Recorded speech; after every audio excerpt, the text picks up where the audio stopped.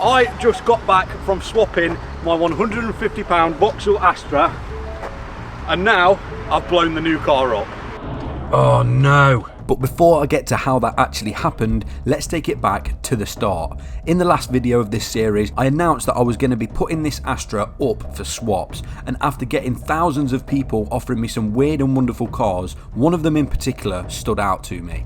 So I decided to make a 3-hour drive to go visit the owner and see if we could get a deal done with swapping my Vauxhall Astra for this new car. So we are currently on the way to swap the Astra. It wasn't long until I decided what I think the best next move is, and I think for content wise and entertainment value, I think the car that we're going to look at now, well, going to swap with now, as far as I know, it seems okay. I've HPI'd it, it's all clear.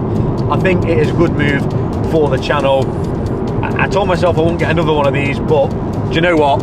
I think it'll be good for content. So we've been driving for about 2 hours. We've got another 38 minutes to go to, where are we going? Near Teesside, like all the way like to the edge of the country, literally. So yeah, I guess all we've got to do now is drive for another 38 minutes, get there, and I guess we'll see what this car's like. And after a bit of driving, we eventually arrived. We are nearly here. We are literally, oh, I can see it. Don't show the camera. I can see it. Oh, it actually, it doesn't look too bad, I don't think. Do you think it looks bad? It looks bad, doesn't it? Let's go at least have a look. It might be a long drive home back in the Astra for no reason, but let's have a look. Okay, we are in said car. I don't know if you can guess what it is yet, but we're just taking it for a little test drive just to make sure it's going to do the 2.5 hour drive home. I don't mind if it breaks once we've got it home, but obviously we've got Millie in the car. We don't really want to be breaking down at the side of the motorway, so I'm just making sure it will get us home. It has got its issues. Some of them are engine related, so that is why I'm just double checking. But I mean, shout out to Lewis, Lou, I think his name is. Absolute sound guy. Like I have faith in him. So yeah, I think we'll secure the deal, and I'll show you what car we have swapped the Astra for. So obviously Lewis is having the Astra, which means the question of what car is he giving me. Now I think we'll cut to some cinematics first, and then we'll go around and ask Lewis why he's giving me this car, because this one I'd say is better. I'm saying this in front of him as well. I'd say it's a bit better than the Astra, but some people's needs are different. So yeah, here's the new car.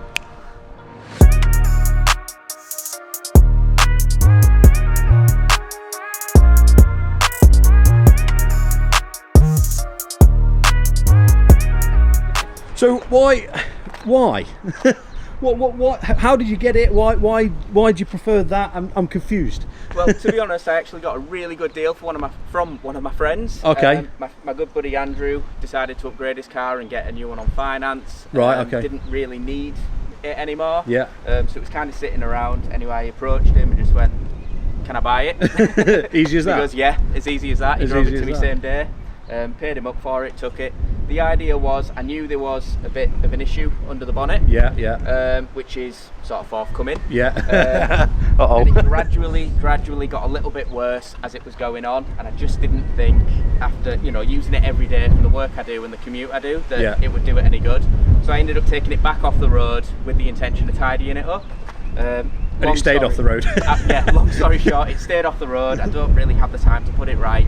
As you can see, there's a few bits like the wings, black appeal. It needs a little bit of TLC, and you just couldn't really be bothered in it. More or less, yeah. More or less. Yeah, more or so less. I've got a project.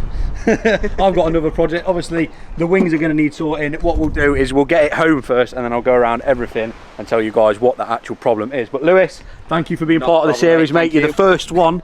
So yeah, we'll get the car home. Fingers crossed we're all right, and yeah, we'll go from there. Well, here we go, the first drive in the Golf. Now, I'm going to obviously talk about it a little bit when we get, bloody hell, the horn's loud, isn't it? Obviously talk about it a bit more when we get home, but this obviously is a GT TDI, so it has got quite a bit of poke. Now, like I say, there is one issue with this car that we're going to have to rectify, along with all the bodywork and stuff, but for now, let's just hope it gets us home. Sorry about the wind noise, but so far so good. We're about, I think, 2 hours in. It was a 3-hour drive home. It hasn't skipped a beat. It hasn't overheated. We're doing great on fuel. Still 120 miles left in the tank, and I haven't even put any in. We've got Bluetooth for the music. We've got an hour and 11 minutes left, or 50 miles till we're home. Can't really fault it. The problem that it has got isn't as much of a problem as I thought, but it's obviously still gonna get fixed. It's got a few wall wounds, but yeah, in an hour and 11 minutes we'll be back home, and I can properly give you like a proper look round this car and hopefully start trying to sort out a few of the bits wrong on it. But yeah, so far so good. And of course, with my luck being so bad, they were the famous last words, and it wasn't long until we realised the big problem with this car. Right, I did think this would happen, but well, I only finished filming the last clip 5 minutes ago, but I've lost all power. I've lost all boost. We've not got no lights on the dashboard, but it seems to be in limp mode. There's just no power at all. Yeah, look, it won't rev over 2,500. I might pull over and try it. I know it sounds daft, but just turn the car on and off and see. I don't know if it's boost spiked or not. There is a bit of an issue with the turbo. I was going to explain that a little bit later, but it's become a bit of a problem beforehand. But there's been no smoke out the back. I've got no lights on the dash. I have brought a scanner with me, so I may pull over and just plug it in. You never know, someone might have just turned the engine light off in the past, but at the minute we're struggling. We're really struggling.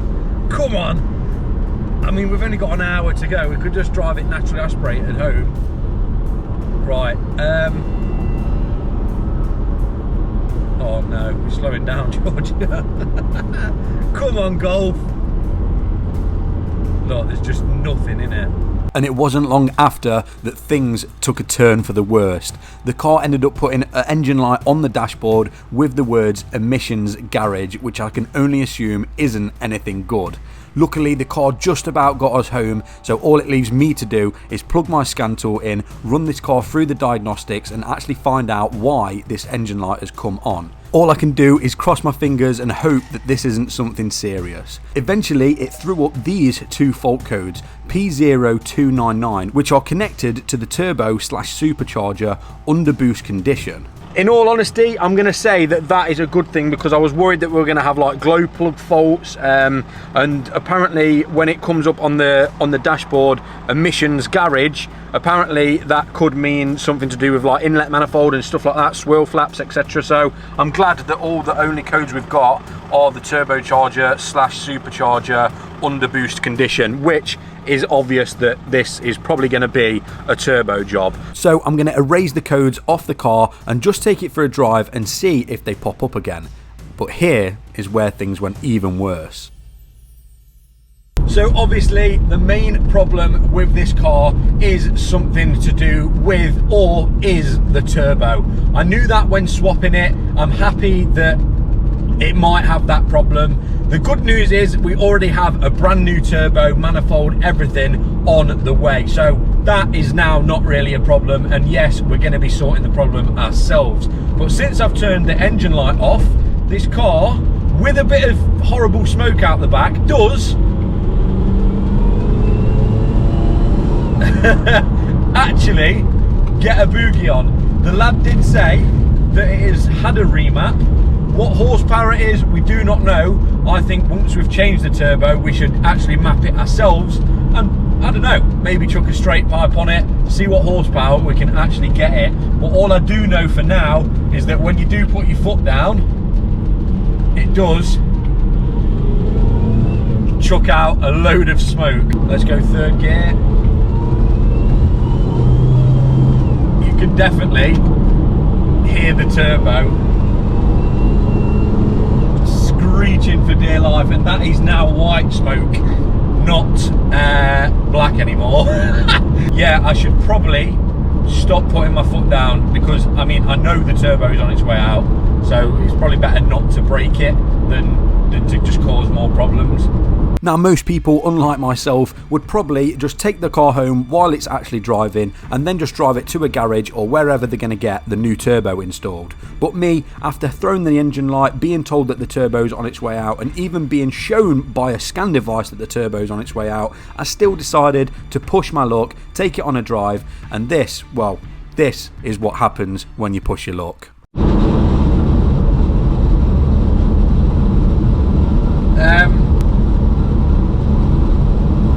I think I've just blown the turbo.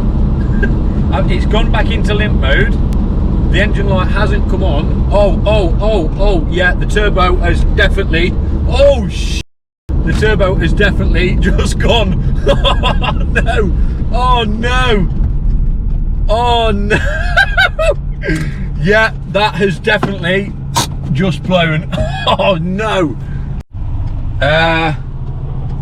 Yeah, I think that's kaput, if I'm honest. I better turn that off, actually. There is a lot of smoke coming. Oh no. Are we on fire? I've properly just blown this car up. Like, oh no. Oh no. Oh my god, that stinks. Oh no. I'm gonna have to get this home some way or another, but yeah, the turbo's definitely just gone. 100% just gone. Right. I'm gonna try and get it home. Oh my god.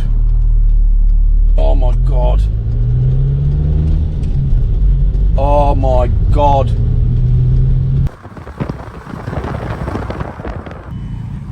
Oh my lord. Yeah. Oh yeah. Yeah, that's definitely fucked. Yeah.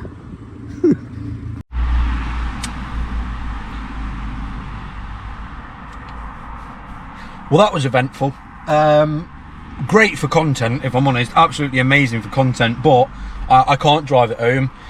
For the simple reason of I'm just going to absolutely like impale every other driver on the road's vision. The turbo's definitely just gone, 100%. I can smell it. It absolutely stinks. I turned the car on for 2 seconds. I mean, literally, I'll quite literally show you.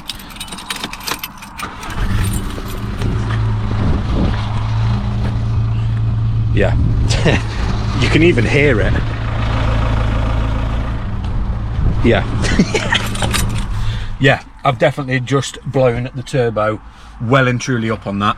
So I'm going to leave the car here for now, and I might have to try and drive it back home later when there's no one on the road, like literally middle of the night, just so I'm not putting anyone else at risk, because that is fully gone. And then I guess I'm going to just have to show you the car on the driveway because it's broken. Oh no. Oh no. I thought it was going to be alright till the turbo arrives. Luckily it's on its way. Right, anyway, I'm going to park the car up, leave it there, and we'll come back to it later tonight. Alright, it's a little bit later now. I've just noticed it has dropped quite a bit of oil out as well. Yeah, I don't think I'm going to be driving this car tonight.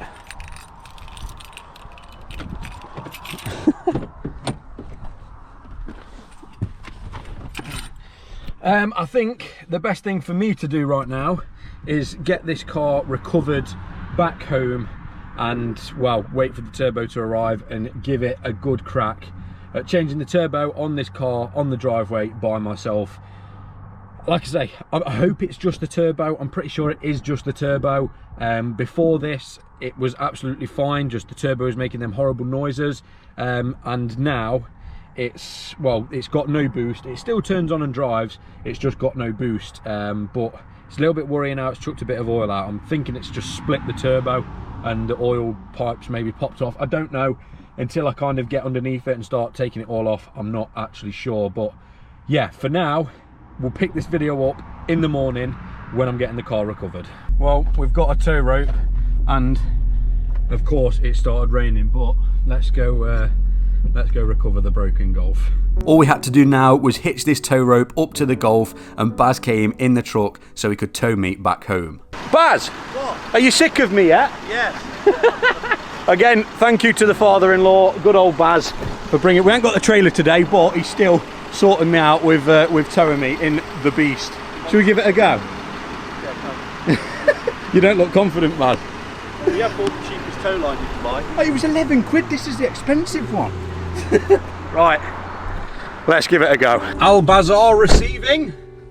Are we ready? Hold on, I'm ready when you are. Right, going. Go on. Why did I go to get the biting point then, like I was driving? Well, this will pull a house. Now all I had to do was just hold onto the steering wheel and hope that I didn't rear end Baz in the truck. I call this the drive of shame. Well, it's not really driving, it's getting towed, but luckily the tow rope held out and we made it home all in one piece. Well, that probably wasn't the most ideal car reveal that I've ever done, but fortunately the Golf has actually made it home. It's on the driveway with, well, a very very poorly turbo. It's not, but it's been a lot better than this. It's not feeling very well. Look at the absolute state of the back of this car. It was perfectly clean when I picked it up. I put the microfiber down there for all the oil coming out, but yeah, I think we've definitely totaled the turbo. But at least this gives me a quick little excuse to actually show you around this car and why we bought it and what needs doing. Alright, starting from front to back. Obviously, this front bumper is gonna need some attention with the paintwork. We're also missing this fog lights around here. That one is obviously off for the towing eye. The bonnet is the same. We've got lacquer peel all over it. That is gonna need respraying as well. These headlights are also gonna need some attention. They need to be either polished or we need to get some new headlights. Both the wings, obviously with this being a Golf, it's a German car, they don't rust, actually ended up rotting completely up where the foam pad goes in, so the previous owner swapped them out for two brand new OEM ones, but obviously they're gonna need spraying. The wing mirrors exactly the same, all lacquer peel all over these. Yeah, it's well, it's an old red car. The rear bumper, another absolute atrocious job of someone trying to spray this. That's also lacquer peeled all over the place. Luckily the rear boot is actually all right, but yeah, that rear bumper is pretty bad.